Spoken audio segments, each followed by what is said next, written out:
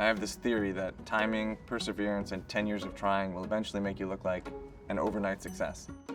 The reason I came up with that is because I was reflecting back and I realized 1997 to 2007 is, me dropping out of school and starting a company, leaving the company, leaving Google, starting a company that doesn't work out again. Eventually that tumbles into Twitter and there's my overnight success. It's really only the co-founding of Twitter that anyone ever saw, and there's this hole in between. You need to be willing to fail spectacularly if you want to succeed spectacularly. Every time I failed and every time someone told me what was wrong about something, there was always something good that was about it. So I tended to look at the bright spots or the better part, whatever it was. It was always, the failure was really just process to get to the successful design, and I always felt like it was a team effort. I guess I just looked at it in a different way. Like I didn't feel crushed. I felt like I was being given more input. But at the same time, it's an incredibly valuable thing to have tried and failed than not to have tried. I learned an important lesson about opportunity when I was in high school. I wanted to play sports, but I didn't know the rules of any sports.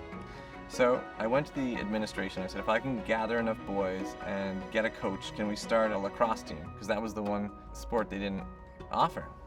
And so I did it, and I became the captain of the team, and I was really good at lacrosse, and we played all these games. And what I realized was that you don't have to wait for opportunity to present itself and then seize it. You can certainly do that, but you don't have to. Opportunity can be manufactured. So I created the circumstances. What I learned about opportunity early came to play later on when we were trying to build Odeo. We had started a podcasting company, and all of a sudden Apple decides it's going to get into podcasting. As we focused on what could we do that Apple's not doing, we came up with this idea of creating the right environment for opportunity to take root by just sort of declaring it a 2-week play zone. Work on the things that matter to you most. Come up with something that you really would like to work on for a long time. And that's what Twitter came out of. It's not just that this idea of a new definition of success is a fun idea. I think it's also that it has to be true. In order for humanity to move forward, we have to start realizing that we can't just take.